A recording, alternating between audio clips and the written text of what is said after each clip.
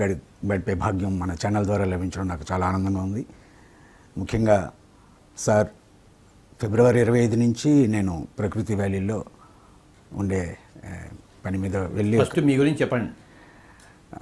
మీ పరిచయం మీరు చేసుకోవాలి కదా. నా పేరు దాట్ల రాయ జగపతిరాజు. నేను 2001లో మరి ఈ మూమెంట్లోకి డాక్టర్ న్యూటన్ గారి ద్వారా రావడం జరిగింది. మాది తూర్పుగోదావరి జిల్లా రాజమండ్రి దగ్గర ఒక పల్లె. పత్రిజీని కలిసినప్పటి నుంచి నేను వెజిటేరియన్గా మారాను. ముఖ్యంగా పిరమిడ్ స్పిరిచువల్ సొసైటీస్లో నాకు అత్యంత గొప్ప మార్పు రావడానికి ముఖ్య కారణం నేను వెజిటేరియన్ అవ్వడం, పత్రిజీ సాంగత్యంలో అనేక గ్రంథాలని మరి అధ్యయనం చేసే భాగ్యం లభించడం, ప్రకృతిలో గడిపే ట్రెక్కింగ్స్ చేయడం, అనేక కార్యక్రమాలు నేను దీంట్లో నేర్చుకుని ఎంతోమందితో మన పిరమిడ్ మాస్టర్స్తో కలిపి చేసే అవకాశం నాకు వచ్చింది. ఈరోజు మరి విశాఖ జిల్లాలో అరకు ప్రాంతంలో ప్రకృతి వ్యాలీ అని ఒక గొప్ప ఆధ్యాత్మిక శక్తి క్షేత్రాన్ని మనం తయారు చేసుకున్నాం. పత్రిజీ ఆదేశాల మేరకు 2010 నుంచి ఆ కార్యక్రమాల్ని చేస్తూ ఉన్నాం. ముఖ్యంగా ఈ క్వారంటైన్ టైంలో ప్రకృతి వ్యాలీలో ఒక క్వారంటైన్ సెంటర్గా కూడా ఒక 337 మంది వలస కూలీలకి మనం ఆశ్రయం ఇచ్చాం sir. Government quarantine centre MLA గారు, ఎంఆర్ఓ గారు అడిగితే ఆ కార్యక్రమం అంతా కూడా మనం చేసాం. తర్వాత ఈ పరిస్థితి ఇలా ఉండడానికి అంటే ఈవేళ వరల్డ్ ఎప్పుడూ కూడా ఊహించినంత ఒక గొప్ప మార్పుకు లోనవుతున్నట్టుగానే నాకు అనిపించింది. తమ నుంచి అసలు ఏంటి పరిస్థితికి కారణం, ప్రపంచం అంతా కూడా ఒక్కసారి వాళ్ళు తెలుసుకునే అవకాశం కోసం ఇది వచ్చిందా, ఒక పెను మార్పుకి కారణమా అనేది మీ ద్వారా తెలుసుకోవాలని నాకు ఉంది. మొట్టమొదటిగా మీకు నమస్కారాలు. మీరు గొప్ప సీనియర్ పిరమిడ్ మాస్టర్. మీ ద్వారా ఎంతోమంది పిరమిడ్ మాస్టర్లు అయ్యారు. మీరు ఎన్నలేని కృషి చేశారు. మీరు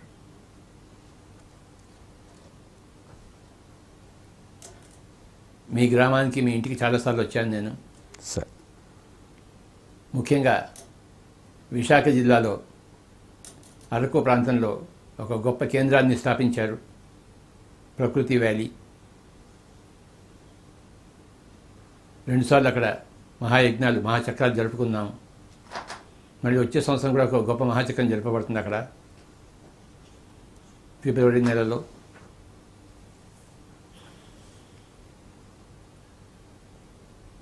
ఏదో ఒకటి ప్రపంచాన్ని కుదుపాలని చెప్పేసి నేను ఎన్నో రోజుల నుంచి కోరుకుంటున్నాను. మనమంతా ప్రయత్నం చేస్తున్నాం సరే, మన పిఎస్ఎస్ఎం అంతా ప్రయత్నం చేస్తున్నాం సరే, మన పిఎస్ఎస్ఎం లాంటి ఎన్నో మూమెంట్స్ ప్రపంచం అంతా ఉన్నాయి, మనం ఒక్కళ్ళమే కాదు కదా.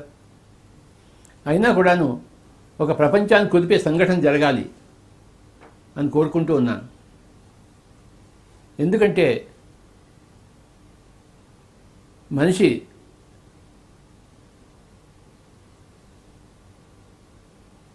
ఒక మెట్టు పైకి ఎదగాలంటే ఏదో ఒక అవాంతరం రావాలి. ఒక అవాంతరం వస్తే మేల్కొంటాడు. నిద్రపోతున్నాడు అనుకోండి, నీళ్లు చల్లితే ఏమవుతుంది, వాడు గబుక్కులు లేస్తాడు. నీళ్లు చల్లకపోతే వాడు లేస్తాడా? వాడు ఇంకా నిద్రపోతూనే ఉంటాడు. ఈ అవాంతరం అనేది ఆ నిద్రపోతున్న వాడి కళ్ళ మీద నీళ్లు చల్లడం. వాడు లేవడు. వాడు ఈ మానవ ప్రపంచం అంతా నిద్రపోతుంది అజ్ఞానాంధకారంలో. మీరు నేను ఎన్నో ప్రయత్నాలు చేస్తున్నాం లేపడానికి, కానీ ప్రపంచాన్ని అంతా కుదిపే సంఘటన రావాలి. అది ఎప్పుడు వస్తుందా నేను వెయిట్ చేస్తూ ఉన్నాను. 2000 సంవత్సరంలో అది వస్తుందని ప్రపంచం అంతా కోడి కూసింది. ప్రపంచం అంతా ఏదో అయిపోతుందని చెప్పేసి. కానీ 2000 సంవత్సరం అలా జరిగిపోయిందంటే ఏమీ కాలేదు. ఆ తర్వాత 2012 సంవత్సరంలో జరుగుతుందేమో అని అనుకున్నాం, కానీ అది కూడా ఏమీ జరగకుండా వెళ్ళిపోయింది. సో 2 సార్లు వస్తుందేమో ప్రపంచాన్ని కుదిపే సంఘటన వస్తుందేమో అని నేను వెయిట్ చేశాను, కానీ కాలేదు. 2020లో వచ్చేసింది, చెప్పా పెట్టకుండా వచ్చేసింది. ప్రకృతికి ఏం తెలుసు, ఎప్పుడు ఏం చేయాలో. మన గురించి మనకు తెలుసు, ప్రకృతి గురించి ప్రకృతికి తెలుసు. మన గురించి ప్రకృతికి తెలుసు, కానీ ప్రకృతి గురించి మనకు తెలియదు. మనకి ప్రకృతి గురించి ఎవరికి తెలుస్తుంది? ప్రకృతికే తెలుస్తుంది. కనుక ఈ 2020 సంవత్సరంలో ప్రకృతి మాత యావత్ ప్రపంచానికి ఒక గొప్ప కుదుపు ఇచ్చింది. ఇళ్లలో ఉండండి రా బాబు, లేకపోతే కరోనా కాటేస్తుందని చెప్పేసి ఎంతోమందితో కాటేసింది. కాటు వేయడం అంటే ఏమిటి? నువ్వు భూమి మీద ఉండడానికి వీల్లేదు, నువ్వు భూమిని చెరుపుతున్నావు, భూమిని ధ్వంసం చేస్తున్నావు, జంతుజాలాన్ని ధ్వంసం చేస్తున్నావు.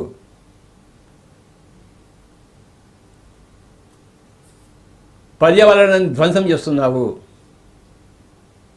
కనుక ఒక గొప్ప స్టైల్లో, ఒక గొప్ప విధానంగా భూమాత ఈ కుదుపు ఇచ్చింది ప్రపంచానికి అంతటికి. కరోనా అని చెప్పేసి అది ఎలా వస్తుందో ఎప్పుడు వస్తుందో ఎవరికి తెలియదు.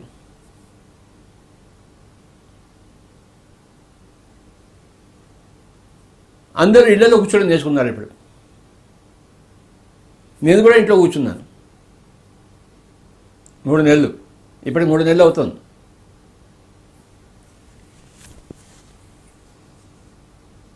మానవాళికి ఒక గొప్ప కుదుపునిచ్చింది. ఏదైతే 2000 సంవత్సరాలు మనం కావాలని కోరుకున్నామో, 2012 వస్తుందని అనుకున్నామో, అది 2020లో వచ్చింది. ఇప్పుడు అది తన పని తాను చేస్తుంది. వచ్చిందంటే తన పని తాను చేస్తుంది. ఇప్పటిదాకా రాలేదంటే ఇంకా సమయం రాలేదని లెక్క, వచ్చిందంటే సమయం వచ్చిందని లెక్క. అందరూ కూడాను, ప్రపంచంలో అందరూ కూడాను ధ్యానం చేయవలసిన అవసరం వచ్చింది. ఇప్పుడు చావు లేదని తెలుసుకోవాల్సిన అవసరం వచ్చింది. భయపడితే చావు వస్తుందని తెలుసుకోవాలి మనం. భయం లేకపోతే చావు రాదు. భయపడుతూ మనం చావకూడదు, భయం లేకుండా మనం చనిపోవాలి. ఏదో రోజు చనిపోతాం, కానీ భయం లేకుండా చావాలి. భయపడుతూ చావడం కాదు.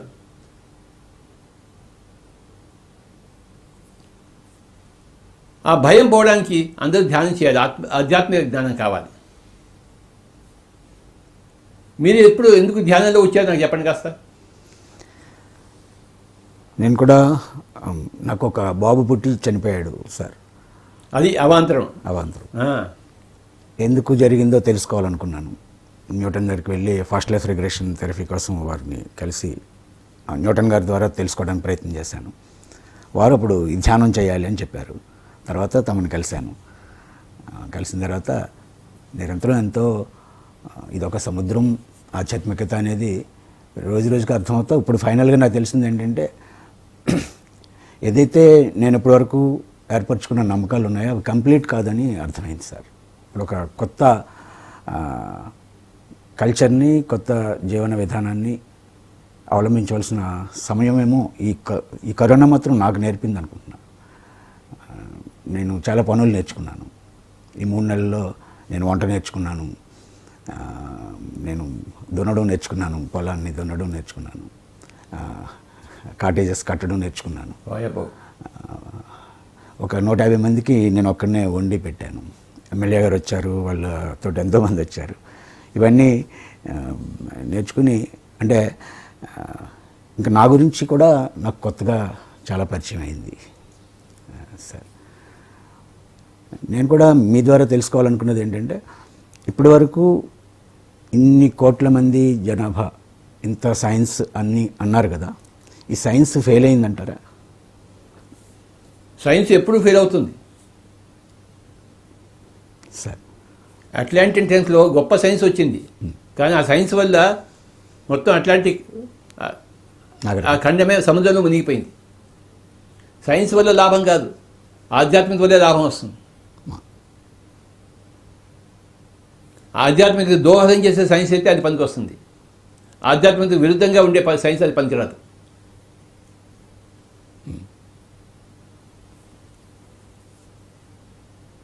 మనిషికి కావాల్సింది ఆధ్యాత్మికత, సైన్స్ కాదు. ఈ సమయం ప్రపంచం అంతా కూడా మళ్ళీ ఆ యోగా వైపు, ధ్యానం వైపు మోడీ గారు ఆల్రెడీ తప్పదు బంధునాశనం, సత్యమేవ జయతే. సార్ భారతదేశం యొక్క నినాదము, మోటో సత్యమేవ జయతే. సత్యం అన్నది ఆత్మ పదార్థం, ఆధ్యాత్మికతే సత్యం, భౌతికత సత్యం కాదు. సార్ సైన్స్ వల్ల విపరీత ధోరణిలో పోయింది. బాంబులు తయారు చేశారు. ఈ బాంబులు ఎవరు తయారు చేశారు చెప్పండి? మనమే సైన్స్. సైన్సే. అవును. బాంబుల వల్ల ఎవరికి లాభం జరిగిందా ఎవరికైనా? అవును. వినాశనమే కదా. అంతా వినాశనమే. బాంబులు తయారు చేసిందే సైన్స్. కానీ సైన్స్ వలన మంచి కూడా జరిగింది. ఇప్పుడు ఈ జూమ్ వలన ప్రపంచం అంతా చూస్తుంది మన ఇంటర్వ్యూ. ఆ జూమ్ తయారు చేసింది కూడాను సైన్సే. పనికొచ్చే సైన్స్ ఉంది, పనికిరాని సైన్స్ ఉంది. బాంబులు తయారు చేసే సైన్స్ పనికిరాని సైన్స్. కమ్యూనికేషన్ తయారు చేసే సైన్స్ మంచి సైన్స్. తో సైన్స్లో విపరీత ధోరణి లేకుండా ఉండాలి, సక్రమంగా ఉండాలి సైన్స్. అప్పుడే అది ఆధ్యాత్మిక దూరపడుతుంది. అలాంటి సైన్స్ కావాలి మనకి. ప్రపంచాన్ని నాశనం చేసే సైన్స్ మనకోవద్దు, బాంబుల సైన్స్ మనకోవద్దు. సార్ ఫ్లైట్ సైన్స్ కావాలి, కానీ ఫ్లైట్లో బాంబులు ఉండకూడదు, మనకి బాంబులు వేయకూడదు. కానీ సైన్స్ ఏం చేసింది? అన్ని చోట్ల బాంబులు తయారు చేసింది. ప్రయోజనం కంటే వినాశనం వైపు ఎక్కువ ఉంది. సార్ ఎప్పుడైతే ఆధ్యాత్మికత ఉంటుందో బాంబులు ఉండవు అక్కడ. ఎవరికి శత్రువులు కాదు, అందరూ అందరికీ మిత్రులే అథవా తటస్థులే. కానీ శత్రువులు మటుకు ఎవరు ఉండరు. ఆధ్యాత్మిక శత్రువులు ఉండరు, తటస్థులు ఉంటారు, మిత్రులు ఉంటారు, కానీ ఆ శత్రువులు ఎవరు ఉండరు. శత్రుత్వం అనేది ఉండదు ఆధ్యాత్మికంలో. మిత్రత్వం ఉంటుంది అథవా తటస్థం ఉంటుంది. కృష్ణుడు కౌరవులకి తటస్థంగా ఉన్నాడు. హస్తినాపురానికి రాయబారానికి వెళ్ళాడు. దుర్యోధను పిలిచాడు, వెళ్ళలేదు వాళ్ళ దగ్గరికి. విదురుడి దగ్గరికి వెళ్ళాడు. విదురుడు మిత్రుడు, దుర్యోధను తటస్థుడు, శత్రువు కాదు. ఆధ్యాత్మికలో ఎవరికి శత్రువులు కాదు. మిత్రులుగానే ఉంటారు, లేకపోతే తటస్థులుగానే ఉంటారు. అంతేగాని శత్రువులు ఉండరు, బాంబులు ఉండవు. వాడు నిన్ను చంపడానికి వస్తే అప్పుడు నువ్వు వాడిని చంపుతావు, కానీ వాడిని చంపడానికి రాకపోతే నువ్వు వాడిని చంపవు. పాండవులను విశేషంగా నాశనం చేయడం కోసం వచ్చారు కౌరవులు. అప్పుడు పాండవులు యుద్ధం చేయాల్సి వచ్చింది. 5 ఊళ్ళు ఇవ్వండి చాలయ్యా అన్నారు. అర్ధరాజ్యం అక్కర్లేదు, 5 ఊళ్ళు ఇవ్వండి. కానీ దాని కూడా ఒప్పుకోలేదు. మిమ్మల్ని చంపేది అన్నారు. అప్పుడు వీళ్ళని చంపవలసి వచ్చింది. అంతవరకు చంపవలసిన అవసరం లేదు. 5 ఊళ్ళు చాలు అని చెప్పారు. ఆధ్యాత్మికలో శత్రువులు ఎవరు ఉండరు. 2 రకాల మనుషులు ఉంటారు, మిత్రులు, తటస్థులు.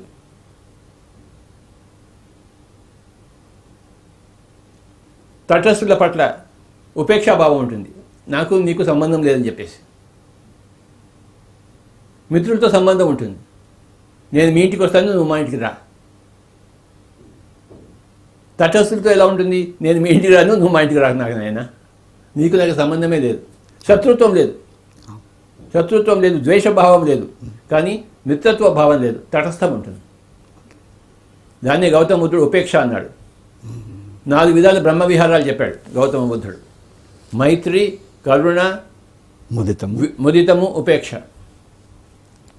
మనకన్నా ప్రాపంచికంగా బాగా ఉన్న వాళ్ళ పట్ల మైత్రి, మనకన్నా ప్రాపంచంగా తక్కువ స్థితిలో ఉన్న వాళ్ళ పట్ల కరుణ, మనకన్నా ఆధ్యాత్మికంగా ఉన్నతంగా ఉన్న వాళ్ళ పట్ల ముదితము, మనకన్నా ఆధ్యాత్మికంగా విరుద్ధంగా ఉన్న వాళ్ళ పట్ల ఉపేక్ష, ఇండిఫరెన్స్ అంటారు. ఉపేక్ష, మైత్రి, కరుణ, ముదితము, ఉపేక్ష 4 విధాలు చెప్పారు. కనుక శత్రుత్వం లేదు కనుక బాంబులు ఉండవు. బాంబులు ఉన్నాయంటే శత్రుత్వం ఉందని లెక్క. ఈ సైన్స్ బాంబులను తయారు చేసింది. అలాంటి సైన్స్ మనకి అనవసరం. ఇవాళ ఎన్వైరన్మెంట్ డే, ప్రపంచ ఎన్వైరన్మెంట్ డే. ఈ ఎన్వైరన్మెంట్ని పాడు చేసే సైన్స్ ఉంది. అలాంటి మానవికం ఉన్నారు. అలాంటి మానవులు మనకు అనవసరం, అలాంటి సైన్స్ మనకు అనవసరం. ప్రకృతిని పరిరక్షించాలి.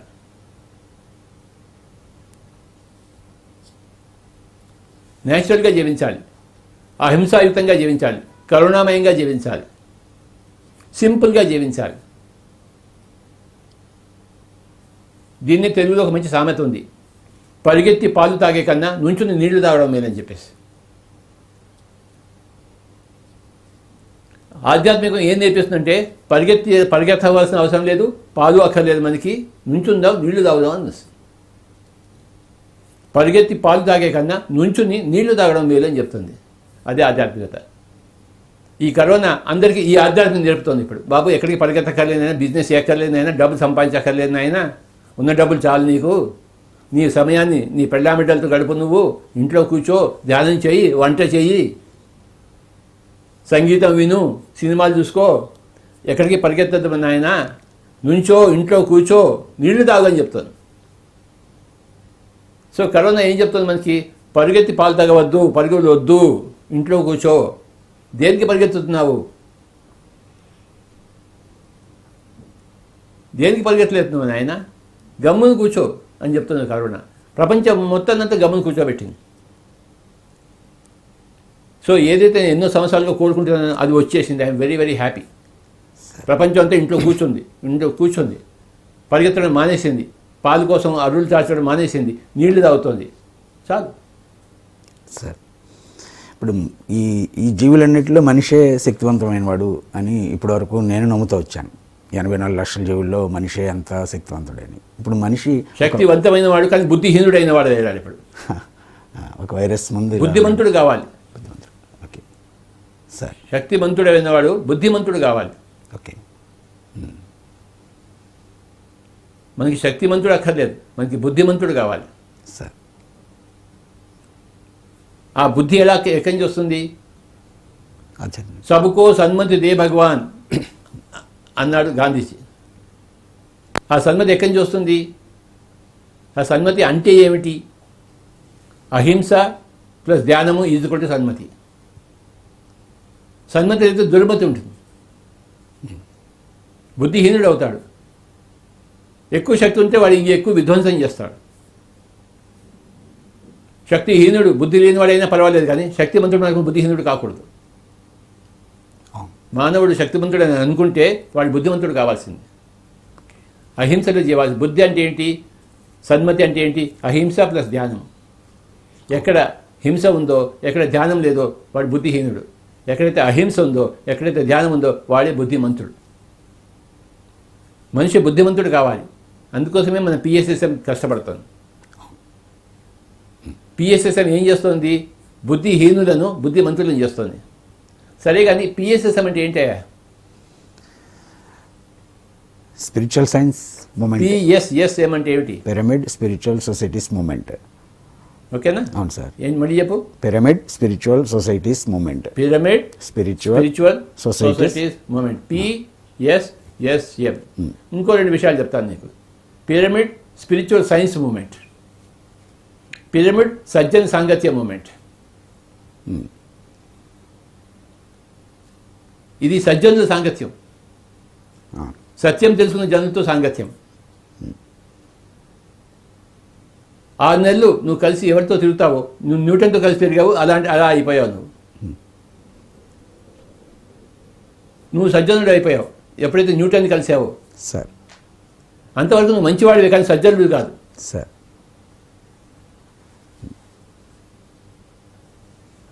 సజ్జనుడు అంటే సత్యం తెలుసుకున్న జనుడు. న్యూటన్ సత్యాన్ని తెలుసుకున్నాడా లేదా? న్యూటన్ కలుసుకున్న జగపతిరాజు సార్ తాను కూడా సజ్జనుడు అయ్యాడు. రాజు జగపతిరాజుని కలిసిన వాళ్ళందరూ సజ్జనులు అయ్యారు. పిఎస్ఎస్ అంటే పిరమిడ్ సజ్జన సాంగత్య మూమెంట్. ఈ సజ్జన సంగతులు ఏం నేర్చుకుంటాం మనం? స్పిరిచువల్ సైన్స్ నేర్చుకుంటాం. Pyramid spiritual science movement. అలా నేర్చుకున్న వాళ్ళందరూ ఒక సొసైటీగా సమూహంగా ఏర్పడతారు. Pyramid spiritual societies movement. సజ్జన సాంగత్యం ద్వారా స్పిరిచువల్ సైన్స్ తెలుసుకుంటాము. అలా తెలుసుకోవడం ద్వారా సంఘాలు ఏర్పడతాయి. Pyramid spiritual societies moment. ప్రతి ఒక్క సజ్జనుడి చుట్టూ ఒక సంఘం ఏర్పడుతుంది. సజ్జనుడు కాబోయే వారి కూడిక. ప్రకృతి వాళ్ళలో వచ్చిన వాళ్ళందరూ కూడా సజ్జనులు అయి ఉంటారు నీ దగ్గర. సార్ అథవా ఇంటికి వెళ్ళి సజ్జనులు అవుతారు. అవునా కదా? కనుక ఒకప్పుడు నేను ఒక్కడే సజ్జనుడిని 40 ఏళ్ల కిందట 1980లో. ఒకళ్ళు ఇద్దరు నా దగ్గర రావడం మొదలుపెట్టారు. ఇప్పుడు కొన్ని లక్షల మంది ఈజీగా ఉంటారు. అవును, అవును, 1 కోటి మంది కూడా ఉన్నారేమో. అవును సార్. నిరంతరం ఈ లక్షల మంది ఎంతోమందిని కలుస్తూనే ఉన్నారు కదా. 1 కోటి వేసుకున్నారు లెక్క. సార్ ఉన్నారా లేదా? ఉంటారు సార్. మొత్తం ప్రపంచ జనాభా ఎంత? ఎన్ని కోట్లు? 700 crores, 600 750 crores. అంటే అందులో 1 crores మన పిఎస్సి మాస్టర్స్ అయిపోయారు. 1 కోటి. ప్రపంచంలో ఉన్నది 750 కోట్లు. ఈ ఒకళ్ళు ఇంకో 10 సంవత్సరాలు ఈ 750 మందికి చెప్పలేరా? చెప్తారు. అయిపోతుంది సార్. నా లెక్కలో ఇప్పటికీ 2020లో 1 కోటి మంది పిరమిడ్ స్పిరిచువల్ సొసైటీ మాస్టర్స్ ఉన్నారు. పిఎస్ఎస్ఎంలో లేని వాళ్ళు కూడా ఉన్నారు కదా మాస్టర్స్. ప్రపంచం అంతా ఉన్నారా లేదా? ఉన్నారు. లక్షల మంది ఉన్నారు. లేరా? ఉన్నారు. వాళ్ళందరిలో ఒక భాగమే పిఎస్ఎస్ఎం. మొత్తం అంతా కలిపి 1 కోటి అవుతారా లేదా? ఇంకొక 10 ఏళ్ళలో ఈ 1 కోటి మంది ప్రతి ఒక్కడు ఒక్కొక్క 750 మందికి చెప్పలేడా? ప్రపంచం అంతా అయిపోదా లేదా? అవుతుంది. ఈ కరోనా వల్ల ఈ ఆధ్యాత్మికత అన్నది వేగవంతమైంది. అయిందా లేదా? 100%. అవును సార్. ఇది పూర్తిగా అందరినీ ఆధ్యాత్మికులుగా చేసేంత వరకు ఆగదు. పోయేవాళ్ళు పోతారు, ఉన్నవాళ్ళతో ఆధ్యాత్మికులు అవుతారు. పోయేవాడు మళ్ళీ తిరిగి వస్తాడు. వాళ్ళు తిరిగి వచ్చినప్పుడు ఇదో భూమి అంతా బ్రహ్మాండంగా ఉంటుంది.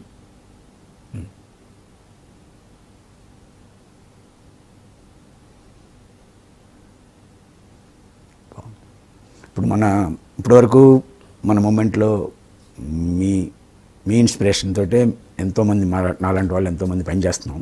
ఇప్పుడు మేము ఈ నెక్స్ట్ ఎలా ఉంటే బాగుండొచ్చు సార్? ఇంకా ఎలా చేయాలి? మీరు చేస్తున్నారు బాబా, ఇంకేమిటి అందులో క్వశ్చన్ ఏముందంలో? అవును, అంటే ఈ కరోనా వచ్చిన తర్వాత ఇంత లార్జ్ గ్యాదరింగ్స్ అవి ఇప్పుడు మనకేం లార్జ్ గ్యాదరింగ్ అక్కర్లేదు సార్. మనకి పిఎంసీ ఉంది. పిఎంసీ ద్వారా అందరికి వెళ్తుంది ఇప్పుడు. ఓకే. ఇప్పుడు మనం పిఎంసీని పటిష్టం చేయాలి సార్. పిఎంసీలో మన అనుభవం పెట్టామనుకోండి ప్రపంచానికి అంతా వెళ్తుంది. అవును, అవును. ఇప్పటిదాకా బహిరంగంగా తిరిగి చేయవలసినవన్నీ చేసాం మనం. ఇప్పుడు బహిరంగంగా తిరగవలసిన అవసరమే లేదు. ఓకే. అంత ఛానల్ ద్వారా, డిజిటల్ ద్వారా. ఓకే. మనకి మంచి రోజులు వచ్చాయి ఇప్పుడు. వచ్చేది నాగే. ప్రధానమంత్రి చెప్పిన వచ్చేది నాగే. అచ్చా. ఇంట్లో కూర్చొని మనం పని చేసుకుంటున్నాం. నిన్న నేను సార్ కాన్పూర్ మాస్టర్తో మాట్లాడాను, ముంబై మాస్టర్తో మాట్లాడాను, అహ్మదాబాద్ మాస్టర్తో మాట్లాడాను, బెంగళూరు మాస్టర్తో మాట్లాడాను, తమిళనాడు మాస్టర్తో మాట్లాడాను, అందరితో మాట్లాడాను, తెలంగాణ మాస్టర్తో. ఇంట్లో కూర్చుని ఒకప్పుడు వెళ్ళి ఏ పని చేసేవచ్చు, ఇప్పుడు ఇంట్లో నుండి అదే పని చేస్తున్నాను. కాలం మారిపోయింది సార్. మన కష్టాలన్నీ తీరిపోయాయి. దుక్కి దున్నాము, విత్తనాలు వేసాము, కలుపు తీసాము, నీరు పారించాము, అన్ని కంకులు వస్తున్నాయి. ఇంకేం చేయాలి మనం ఇప్పుడు? కంకులు వచ్చినప్పుడు ఇంకేం చేస్తాం స్వామీజీ? ఆ ఫలాల్ని చూస్తూ ఆనందంగా ఉంటాం. ఇంకా చేయవలసింది ఏమి లేదు, చేయవలసినవన్నీ అయిపోయినాయి. ఓకే. అన్ని కంకులు వచ్చాయి.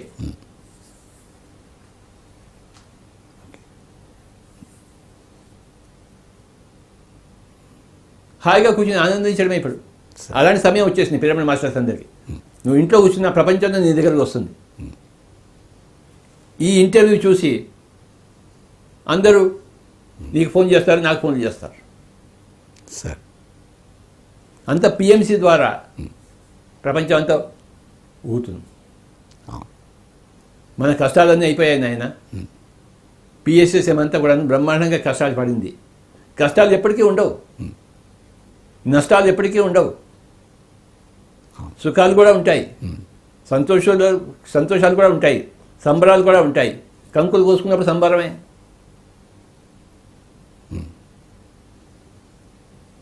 బ్యూటిఫుల్. నేను అబ్జర్వ్ చేస్తుందంతా ఉన్నవాళ్ళు ఎవరైనా కంగారు పడ్డారేమో, కానీ మన వాళ్ళందరూ ఎలా కంగారు పడతారు స్వామీజీ? దీని గురించి అసలు ఎవరు కూడా అంతా మీలాగే పాజిటివ్గానే మాట్లాడారు. యోగేశ్వర్లు అయిన వాళ్ళు కంగారు ఉంటుంది ఏంటి? ఉండదు. యోగంలో లేని వాళ్ళకే కంగారు. నేను శరీరం అనుకుంటున్న వాళ్ళకే కంగారు. నేను ఆత్మను తెలుసుకున్న వాళ్ళకి కంగారు ఏముంటుంది? ఏమీ లేదు. కనుక ప్రపంచానికంతా మంచి రోజులు వచ్చేసాయి. ఓకే.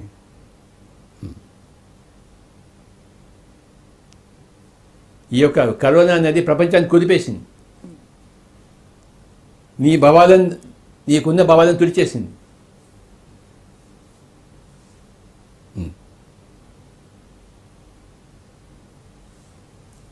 కొద్ది రోజులకి కరోనా అనే వైరస్ పోతుంది.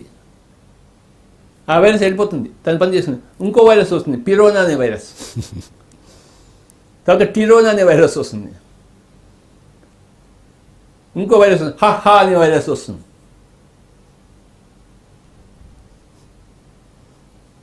ఎన్నో ఆటంకాలు వస్తాయి, అవాంతరాలు వస్తాయి మనిషిని ఉద్ధరింపజేయడం కోసం, దుష్ట శిక్షణ కోసం, శిష్ట రక్షణ కోసం. అవాంతరం ఎందుకు వస్తుంది? దుష్ట శిక్షణ కోసము, శిష్ట రక్షణ కోసం.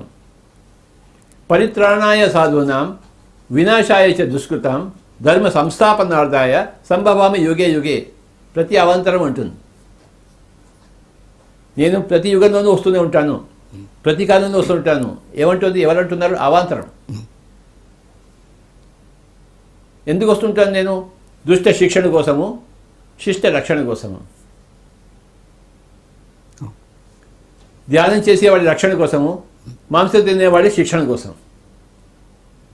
రెండు రకాల మనుషులు ఉన్నారు. రాక్షసులు లాంటి వాళ్ళు, దేవతలు లాంటి వాళ్ళు. రాక్షసులు లాంటి వాళ్ళ యొక్క శిక్షణ కోసం వస్తుందని, దేవతలు లాంటి వాళ్ళ యొక్క రక్షణ కోసం వస్తుంటుంది. పరిత్రాణాయ సాధూనాం వినాశాయ చ దుష్కృతాం ధర్మ సంస్థాపనార్థాయ సంభవామి యుగే యుగే. మాంసం తినేవాడు రాక్షసులా, మానవులా? రాక్షసులే. రక్తమాంసాలు రాక్షసులే కదా సార్ తింటారు. వాడు మానవుడు అని పిలవడానికి అర్హత ఉందా వాడికి? లేదు. ఆ? లేదు. ఉందా? లేదు సార్. మరి రాక్షసుని ఏం చేస్తుంది? చంపేస్తుంది. అవును. ధ్యానం చేసేవాడిని రక్షిస్తుంది. దేవతలు వాటిని రక్షిస్తుంది. ఓకే. సో యుగ యుగాలుగా జరుగుతుంది ఇది. ఒకసారి కరోనా అంటాం, దానికి వచ్చేదాని పేరు. ఇంకోసారి బిరోనా అంటాం, ఇంకోసారి టిరోనా అంటాం, ఇంకోసారి హా అంటాం, హీ అంటాం. ఏ పేరులో ఏముంది? జరిగేది మటుకు ఒకటే. జరిగేది ఏం జరుగుతుంది? దుష్ట శిక్షణ, శిష్ట రక్షణ. వాడు ఒకవేళ దుష్టుడైతే వాడి శిక్ష విధించాలా వద్దా? శిక్షణ కావాలి. వాడు ఒకవేళ శిష్టుడైతే వాడి రక్షణ ఉండాలా వద్దా? సో ఇవే చేస్తుంది. జల్లెడ పడుతుంది. దుష్టులంతా ఒకవైపు, శిష్టులంతా ఒకవైపు.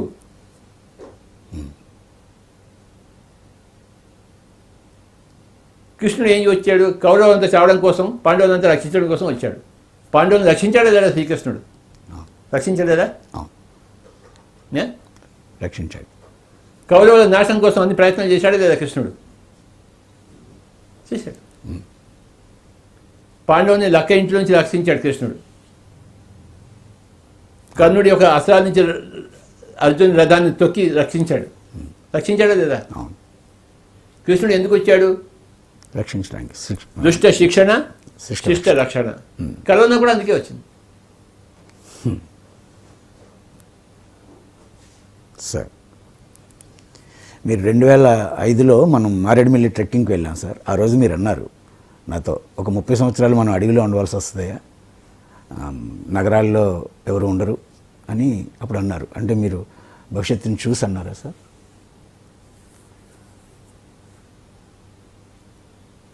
ద్రష్ట అంటే ఏంటి అర్థం? చూసేవాడని అర్థం. ఏం చూస్తాడు? భవిష్యత్తుని. భవిష్యత్తుని. సార్. వర్తమానం చూసేవాడు ద్రష్ట అనబడతాడా? కాదు. అవును. భవిష్యత్తుని చూసేవాడే ద్రష్ట. ఓకే.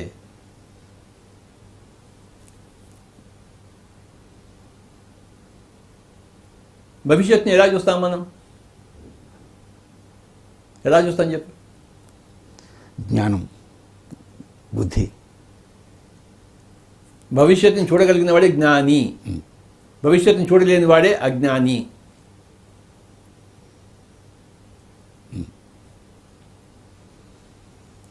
భూతకాలంలో ఉండేవాడు అజ్ఞాని, భవిష్యత్తులో ఉండేవాడు జ్ఞాని. సో నన్ను నేను ఒక ద్రష్టగా మలుచుకున్నాను.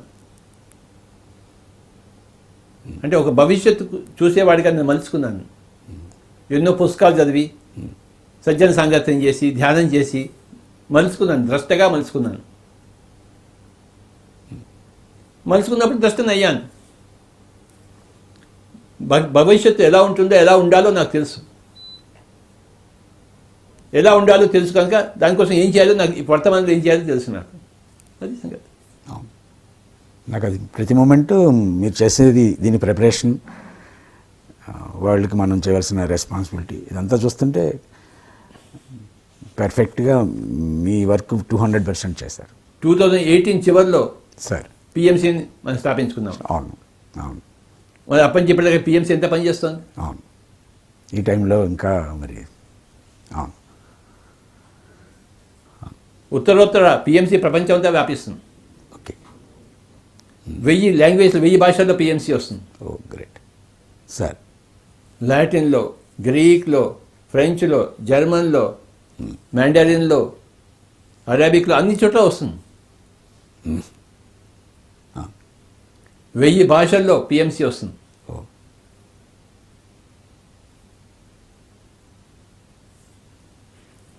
మర్రి చెట్టుకి ఎన్ని ఊడలు ఉంటాయి? ఇన్ఫినైట్. అవును సార్. ఊడలు దిగుతూనే ఉంటాయి కదా. అవును. అలాగే పిఎంసీ కూడా ఊడలు దిగుతూనే ఉంటాయి. పిఎంసీ ఒక పెద్ద మర్రి చెట్టు అవుతుంది. ప్రపంచాన్ని అంతా పరిరక్షించే మర్రి చెట్టు అవుతుంది. తప్పదు. గ్రేట్. ఇది సత్యము. సార్. ధ్యానం అనేది సత్యము, అహింస అనేది సత్యము, పిరమిడ్ ఎనర్జీ అనేది సత్యము. సత్యము వ్యాపిస్తుంది. నీరు పళ్ళెం ఎరుగు, సత్యము వ్యాప్తి నెరుగు. ఓకే. నీరు పళ్ళెం ఎరుగునా లేదా? అవును. నీరు పళ్ళెం ఎరుగును, సత్యం వ్యాప్తి నెరుగును.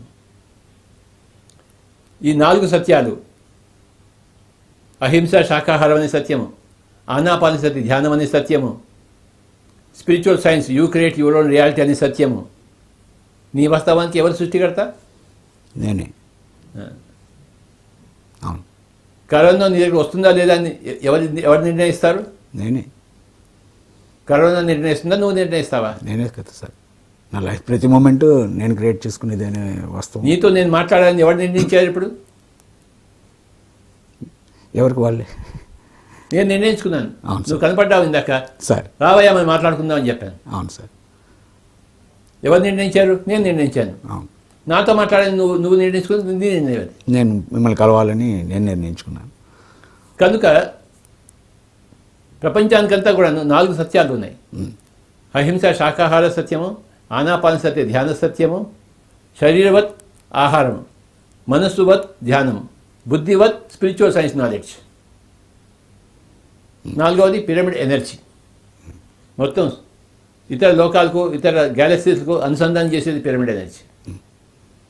ఈ 4 సత్యాలతో కూడినది. మరి ఎందుకు వ్యాప్తి చెందదు?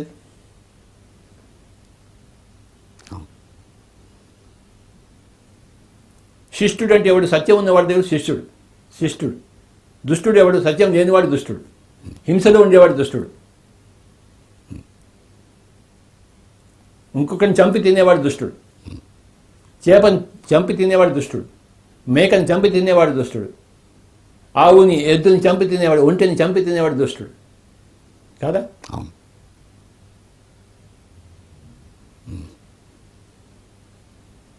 ఇంకొక 10 సంవత్సరాల్లో ప్రపంచం అంతా అహింసామయం అయిపోతుంది.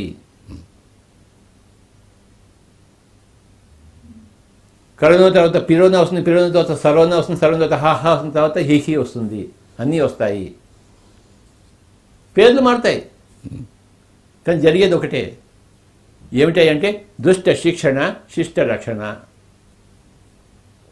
పరిత్రాణాయ సాధూనాం వినాశాయ చ దుష్కృతాం ధర్మ సంస్థాపనార్థాయ సంభవామి యుగే యుగే. నేను వస్తూనే ఉంటానని చెప్తుంది. ఎవరు చెప్తున్నారు? ఈ అవాంతరం, మార్పు, షిఫ్ట్, యాక్సిస్ షిఫ్ట్ వస్తూనే ఉంటుంటారు. ఈ 2020 సంవత్సరంలో మనం చూస్తున్నాం. ఇది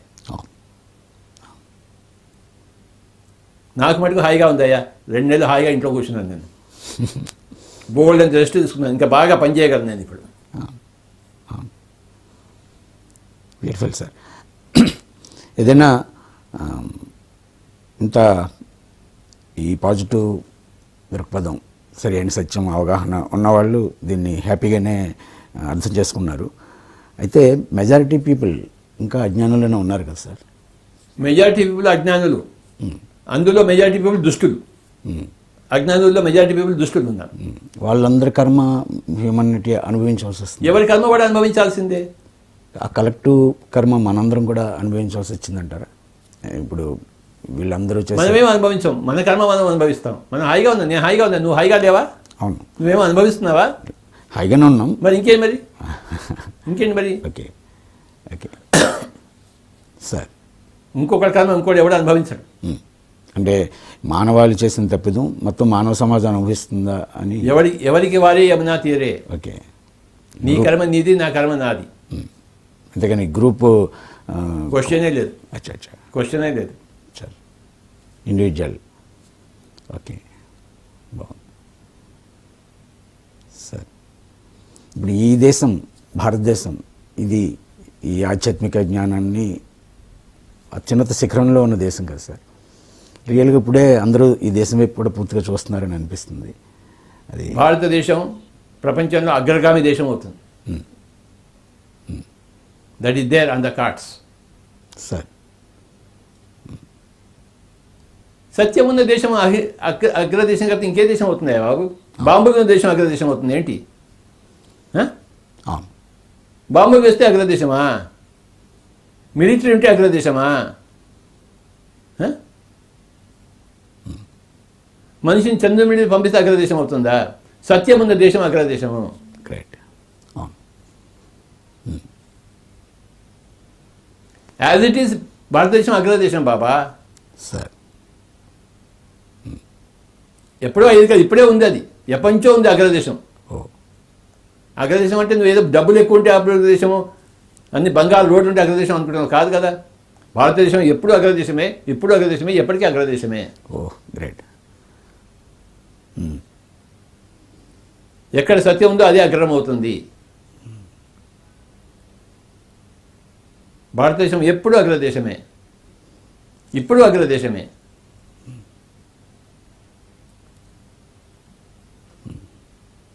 ఎప్పటికీ అగ్రదేశమే. ఇప్పుడు ప్రపంచం గుర్తిస్తుంది. అజ్ఞానంలో ఉన్న వాళ్ళు కూడా వాళ్ళు గుర్తించినా గుర్తించినా అగ్రదేశమే. అవును సార్, అవును సార్. కౌరవులు కృష్ణుడు గుర్తించలేదు. ఎవరు అగ్రజుడు? కౌరవులా, కృష్ణుడా? అవును. శిశుపాలుడు గుర్తించలేదు, తిట్టాడు పట్టుకుని. తిట్టినవాడు అగ్రజుడా, కృష్ణుడు అగ్రజుడా? ఎవడు గుర్తించగలే కదబ్బా. భారతదేశం ఏమైనా గుర్తించాలేంటి? గుర్తించాలని కోరిక రాంగ్. అనుసరించాలని వాడి ఇష్టం, వాడి అనుసరిస్తే చేస్తుంది. ఎవడిష్టం వాడిది బాబా. అవును సార్. ఎవడిష్టం వాడిది. ఒకళ్ళు ఇంకొకళ్ళు ఇష్టానికి తల వంచకూడదు.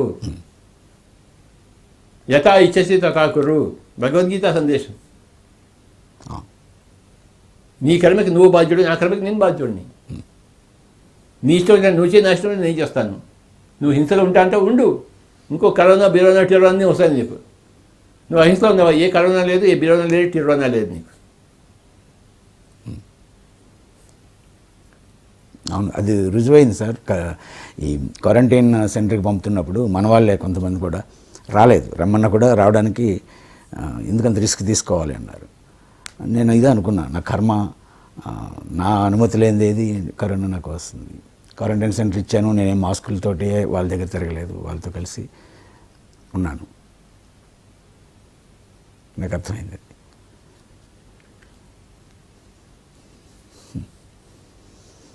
కరోనాకి నా యొక్క నమస్కారాలు. నా నమస్కారాలు కూడా సార్. కరోనాకి రేపు రాబోయే టిరోనా కూడా నా నమస్కారాలు. టిరోనా తర్వాత వచ్చే బరోనా కూడా నాకు నమస్కారాలు సార్. అయితే ఇవేవి నెగిటివ్ కాదు, ఇవన్నీ కూడా దుష్ట శిక్షణ శిష్ట రక్షణ కోసం వచ్చేవి. అంటే ఈ సృష్టిలో వచ్చే సునామీలు, భూకంపాలు ఏదైనా సరే, ఓకే, ఏదైనా సరే, సునామీ కానీ, బినామీ కానీ, టునామీ కానీ, పేర్లు రకరకాలు సార్. అలాగే మనిషి జీవితంలో వచ్చిన సంక్షోభాలు కూడా, ప్రతిదీ కూడాను బ్లెస్సింగ్, అంతా మన మంచికే. ఓకే, అది ఊరికే చెప్పారేంటి పెద్దలు? జీవితంలో వచ్చే కష్టాలు, పరీక్షలు.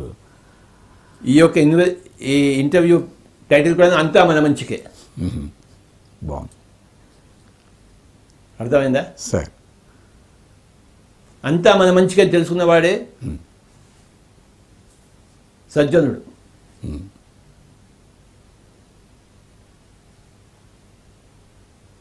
అయితే కష్టం వచ్చినప్పుడు, ఒక సమస్య వచ్చినప్పుడు, ఫ్యూచర్లో ఏం జరుగుతుందో ఒక సందిగ్ధం ఏర్పడినప్పుడు సామాన్యుడు రకరకాలుగా భావించి దారి తప్పుతాడు కదా సార్. నువ్వు అనుకునే సామాన్యుడిగా ఉండకూడదు, అజ్ఞానిగా ఉండకూడదు, సుజ్ఞాని కావాలి. అది తీరుతాడు ఇవాళో రేపో ఎల్లుండో. నేను కొన్ని కామెంట్స్ విన్నాను సార్. మీరు ధ్యానం చెప్తారు, జబ్బులు పోతాయంటారు, మరి మీ ధ్యానులకే కొంతమందికి వచ్చినాయి కదా అంటారు. Every case is different. వాడికి 190 పాపాలు చేసి 180 ధ్యానాలు చేస్తే ఇంకా 10 పాపాలకి చేసుకోవాలి కదా పరిష్కారం. అవును, మరి ఆ లెక్క తెలియకుండా మాట్లాడితే ఎలాగా? మాట్లాడే వాడికి లెక్క లేదు, వాడికి తిక్క ఉంది అంతే. వాడికి అలాంటి మూర్ఖుల మాటలకు మీరు విలువ ఇవ్వకూడదు. మీరు అలాగే అలాగే మూర్ఖుల మాటలు చెప్పుకోవాలా, విఘ్నుల మాటలు చెప్పుకోవాలా బాబా? విఘ్నుల మాటలు చెప్పుకో. మరి మూర్ఖుల మాటలు ఎందుకు చెప్తున్నారు మీరు? రియలైజేషన్ మన వాళ్ళందరికీ. వాళ్ళంతా మూర్ఖులు సార్. సార్, మూర్ఖుల మాటలు ఈ చెవిలోంచి విని ఈ చెవిలోంచి వదిలిపెట్టేయాలి, ఈ నోట్లోంచి బయటకు రాకూడదు. ఓకే, సజ్జనుల మాటలు నోట్లోంచి బయటకు తీసారు. ప్రపంచంతో మూర్ఖులు ఉన్నారు, వాళ్ళ కామెంట్స్ అంతా మూర్ఖులు. ఓకే, వాళ్ళ కామెంట్స్ నువ్వు నేను పట్టించుకోకూడదు ఆయన. సార్, మూర్ఖుల మాటలు పట్టించుకునేవాడు మూర్ఖుడు. మూర్ఖుల మాటలు పట్టించుకోవద్దు, విఘ్నుల మాటలే పట్టించుకో. గ్రేట్, అర్థమైందా? అవును సార్. నేను ఒక విఘ్నుడిని, నేను ఎప్పుడు మూర్ఖుల మాటలు పట్టించుకోను.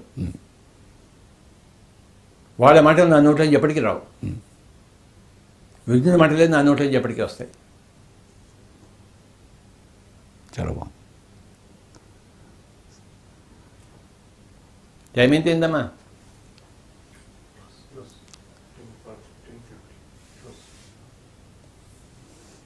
చాలా ధన్యవాదాలు సార్ మీకు. ఈరోజు నేను ముఖ్యంగా ఈ ఇంటర్వ్యూలో ఒక గొప్ప పాయింట్ని నేర్చుకున్నాను. ఎట్టి పరిస్థితుల్లోని కూడా ఈ మూర్ఖుల మాటల్ని నా నోటి నుంచి రాకూడదు అనేది ఈ రోజు నుంచి నేను పూర్తిగా అది నీ యొక్క అభ్యాసం. అభ్యాసం చేస్తాను. తర్వాత మిమ్మల్ని కలిసే భాగ్యం పిఎంసి అందించినందుకు పిఎంసికి, పిరమిడ్ మాస్టర్లందరికీ ప్రత్యేక కృతజ్ఞతలు, నమస్కారాలు. మీకు నమస్కారం.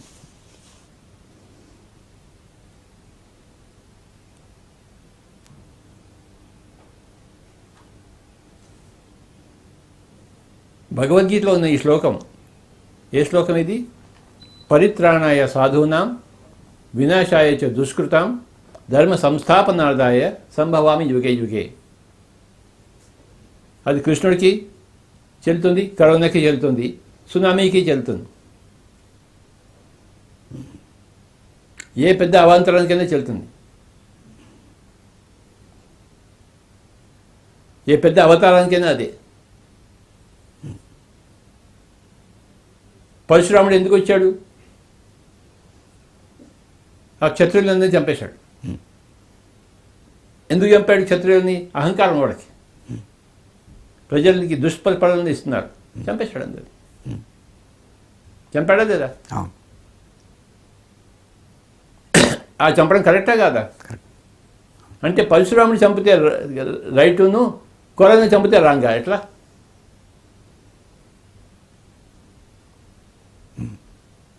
చావు అనేది యమధర్మరాజు నిర్ణయిస్తేనే వస్తుంది, లేకపోతే రాదు ఎవరికి. యమధర్మరాజు, అధర్మరాజు కాదు. యమధర్మరాజు అన్నామా, అధర్మరాజు అన్నామా?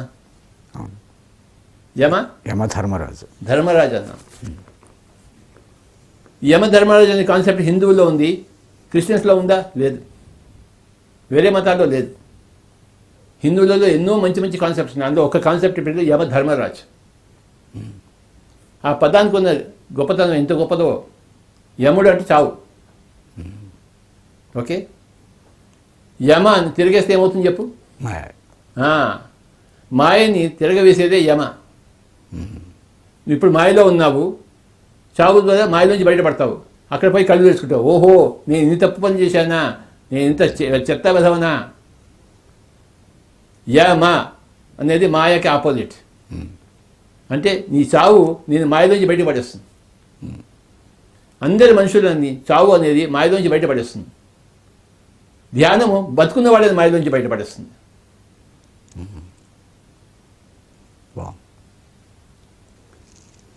ధ్యానం లేని వాళ్ళని చావు మాయలోంచి బయటపడేస్తుంది.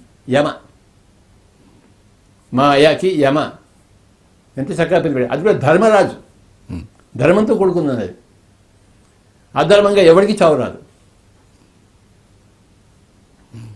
ఎవరు నిర్ణయించుకుంటే వాళ్ళు వస్తుంది. కొంతమంది గర్భంలో ఉండిపోతారు, వాళ్ళు గర్భంలో ఉండడానికి నిర్ణయించుకున్నారు. వాళ్ళు పుట్టడానికి నిర్ణయించుకోలేదు. వాళ్ళ నిర్ణయం ప్రకారం వాళ్ళకి జరుగుతుంది. కొంతమంది పుట్టి కొన్ని రోజులు, మీ అబ్బాయి ఎన్ని రోజులకి పోయాడు? 6 months. మరి 6 months కోసమే వాడు వచ్చాడు. ఆ 6 months పుట్టి మరి పోయి నీకు జ్ఞానోదయం కలిగించడం కోసం వచ్చాడు.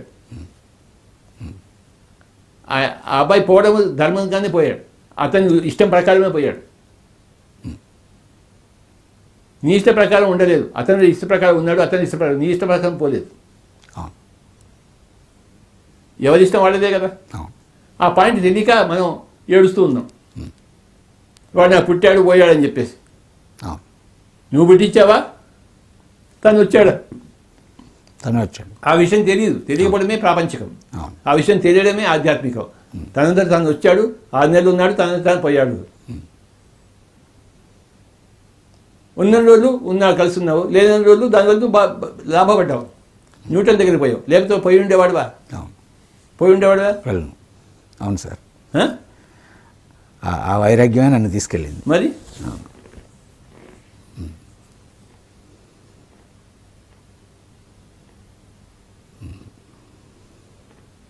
యమధర్మరాజు కాన్సెప్ట్. యమ అంటే చావు. మాయలోంచి బయటపడేది చావు. ఈ కరోనా వాళ్ళు చనిపోయిన వాళ్ళందరూ పైలో ఒకరికి వెళ్ళి హాయిగా కళ్ళు విప్పి చూస్తున్నారు. వాళ్ళు తెలివితో ఉన్నారు. వాళ్ళు సంతోషిస్తున్నారు, ఓహో ఇలా ఉందా సంగతి అని చెప్పేసి. వాళ్ళు ఎంతో సంతోషంతో గెంతుతున్నారు. వాళ్ళు మాయలోంచి బయటపడిన వాళ్ళు మళ్ళీ నిర్ణయించుకున్నారు, ఈసారి నేను మళ్ళీ బాగా పోతాను, బాగా ధ్యానం చేస్తాను, మనం గొర్రెని తిన్నాను, ఈసారి గొర్రెని తిన్నాను, వాడు నిర్ణయించుకుని వస్తాడు. వాడు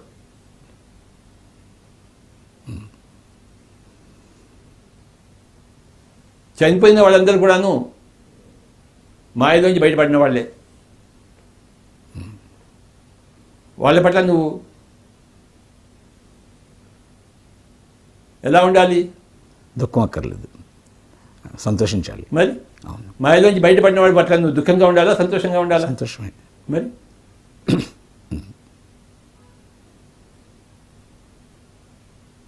ఇక్కడ దుష్టులను శిక్షించి పైదో ఒకరు పంపించి అక్కడ శిష్టులను చేసింది కరోనా. ఇది మెగా పిక్చర్ చూడడాన్ని ఆధ్యాత్మికత అంటారు. మైక్రో పిక్చర్లో ఉంటే అది ప్రాపంచికత, మెగా పిక్చర్లో ఉంటే ఆధ్యాత్మికత. చావు అనేది ఎవరికి లేదు. హతో వా ప్రాప్తిస్తే స్వర్గం. నువ్వు చనిపోతే స్వర్గానికి వెళ్తావు పోయ్. నువ్వు కారు కింద పడి చచ్చినా, సునామీ వల్ల చచ్చినా, ఎవరైనా కత్తి పొడిచి చచ్చినా, కరోనా వల్ల చచ్చినా, దేని వల్ల చచ్చినా నువ్వు స్వర్గానికి వెళ్తావు.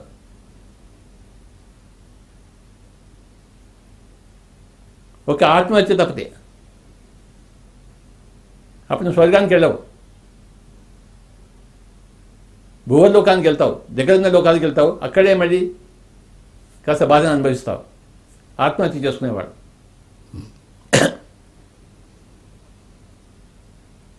ఎవడైనా సరే చచ్చిపోయిందో స్వర్గానికి వెళ్తాడు, ఆత్మహత్య చేయనివాడు. ఎందుకు ఏడుస్తున్నావు మరి?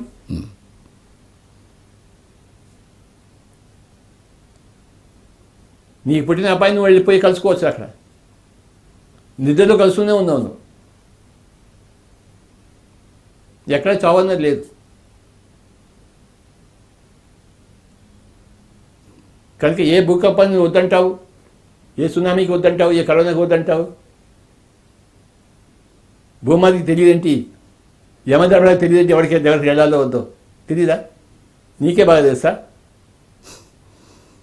నీకు బాగా తెలుసా? యమధర్మరాజుకి బాగా తెలుసా? యమధర్మరాజుకి అన్నీ తెలుసు. మరి నాకేదో తెలుసు అనుకోవడమే పెద్ద అహంకారం, మూర్ఖత, అజ్ఞానం. యమధర్మరాజుకి అన్నీ తెలుసు అని తెలుసుకోవడమే జ్ఞానం. యమధర్మరాజు గారికి నమస్కారాలు.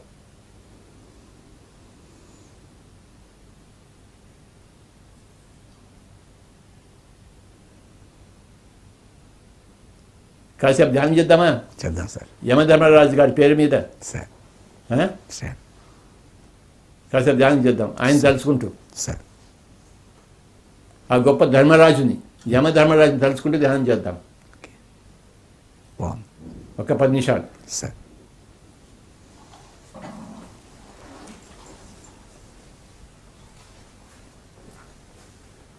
దయచేసి కళ్ళండి మూసుకోండి.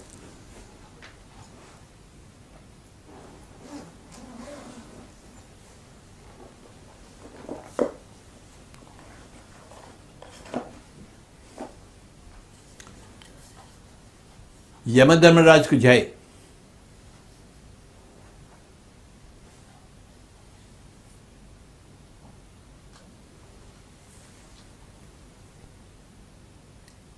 ఆ ధర్మమూర్తికి జై.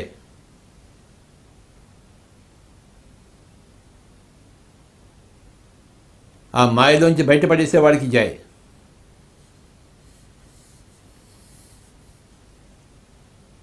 చక్కగా 10 నిమిషాలు ధ్యానం చేద్దాం, యమధర్మరాజుని స్మరిస్తూ.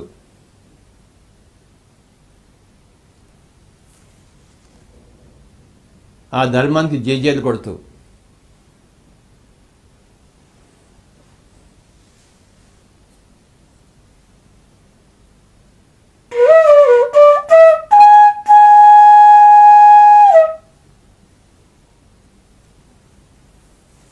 మనసుని నిర్మూలం చేద్దాం, మనసుని శూన్యం చేద్దాం. అదే ఆత్మధర్మం. ఆత్మధర్మం పేరే ధ్యాన ధర్మం.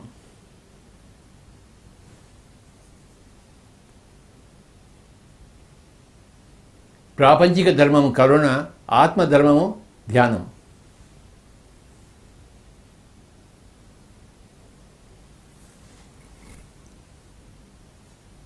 రెండు విషయాలు ఉన్నాయి, ప్రాపంచికము, ఆధ్యాత్మికము. రెండు ధర్మాలు ఉన్నాయి. ప్రాపంచిక ధర్మం కరుణ, ఆధ్యాత్మిక ధర్మం ధ్యానం. కరుణామయులుగా ఉండాలి మనం, ధ్యానమయులంగా ఉండాలి.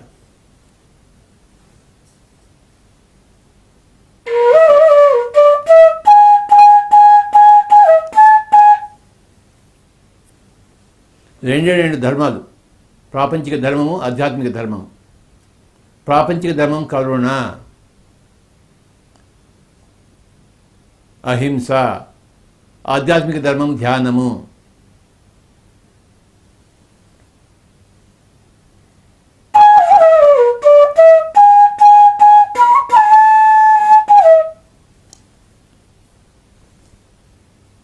ఈ రెండు ధర్మాల్లో ప్రాపంచిక ధర్మము ఆధ్యాత్మిక ధర్మంలో పునీతుడైన వాడే పిరమిడ్ మాస్టర్. రెండు ధర్మాల్లో ఉండేవాడే పిరమిడ్ మాస్టర్. కరుణా ధర్మము, ధ్యాన ధర్మం. ఎవరూ కళ్ళు తెరవరాదు. కళ్ళు తెరిస్తే కరుణా ధర్మం ఉండాలి, కళ్ళు మూసుకుంటే ధ్యాన ధర్మంలో ఉండాలి.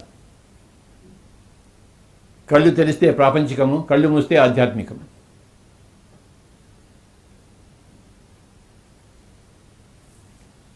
రెండు స్థితులు ఉన్నాయి. కళ్ళు తెరుచుకునే స్థితి, కళ్ళు మూసుకునే స్థితి.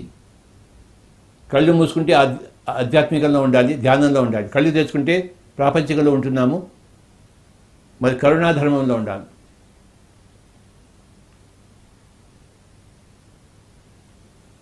పది నిమిషాలు ఎవరు కళ్ళు తెరవరాదు. ధ్యాన ధర్మంలో ఉన్నవారు.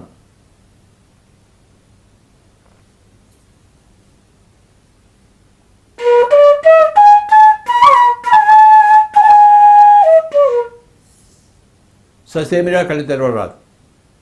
ఏం అవసరం ఉంది కళ్ళు తెరవడానికి? ఏదైనా అవసరం ఉంది ఏమిటి?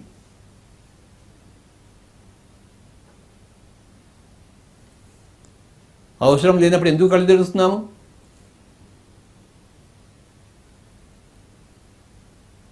ఎవరు కళ్ళు తెరవరాదు.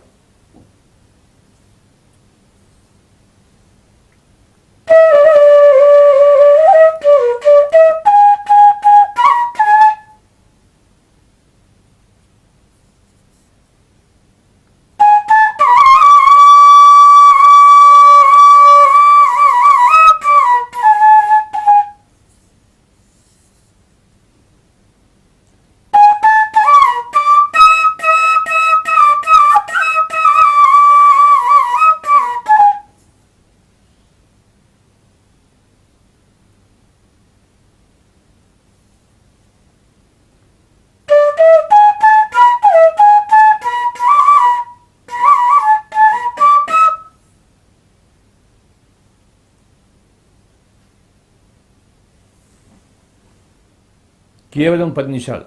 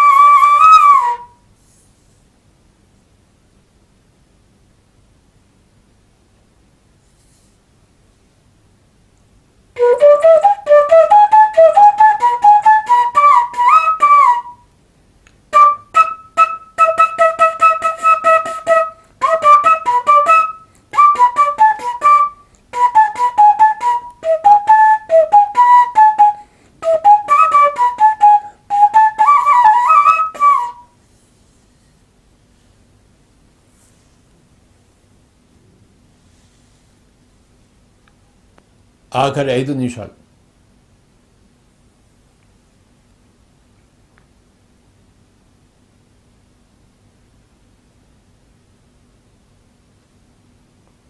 మాయా ప్రపంచం నుంచి బయటపడి యమధర్మరాజుతో ఏకమై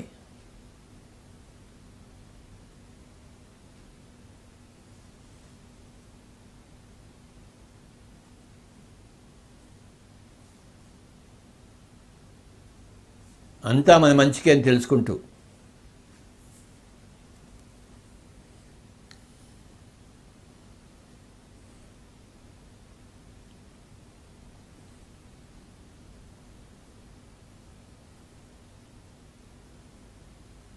యమధర్మరాజు గారికి జయజయలు పలుకుతూ,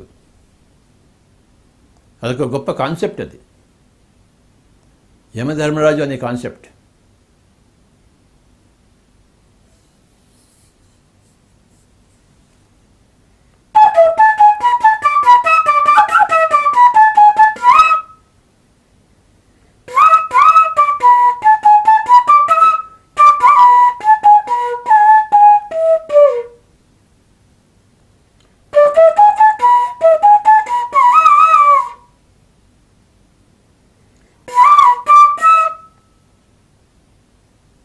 ఆఖరి 5 నిమిషాలు.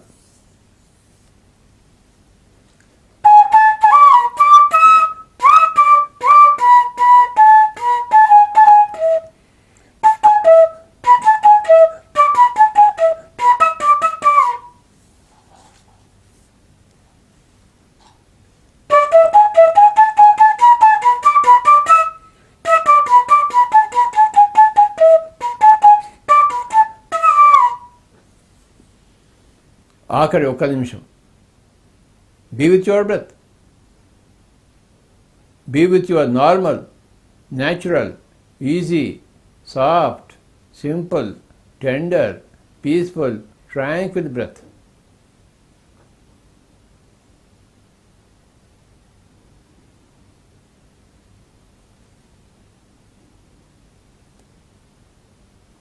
ఆఖరి 1 నిమిషం యమధర్మరాజు గారికి నమస్కారాలు పెడుతూ,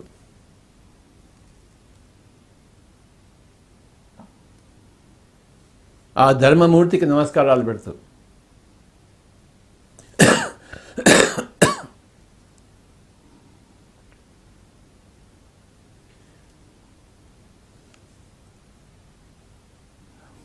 ఆఖరి 30 సెకండ్లు.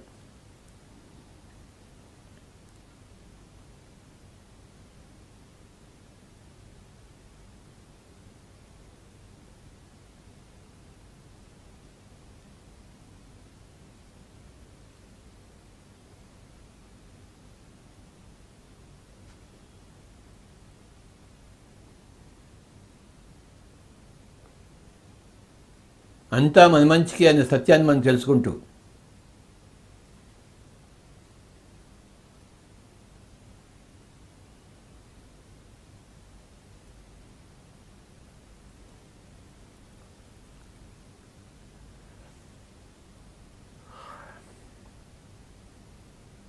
ఆఖరి 10 సెకండ్లు.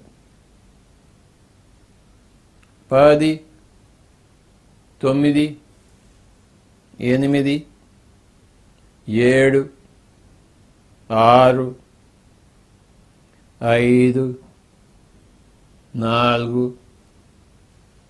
3, 2, 1, 0. మెల్లిగా 2 చేతులు కళ్ళ మీద పెట్టుకుందాం. 5 క్షణాలు. 5, 4, 3, 2, 1, 0. 2 చేతులు తీసేస్తూ కళ్ళ తెరుద్దాం. థ్యాంక్ యూ జగపతిరాజు గారు. సార్, ఇవాళ మిమ్మల్ని కలుసుకోవడం చాలా బాగుంది.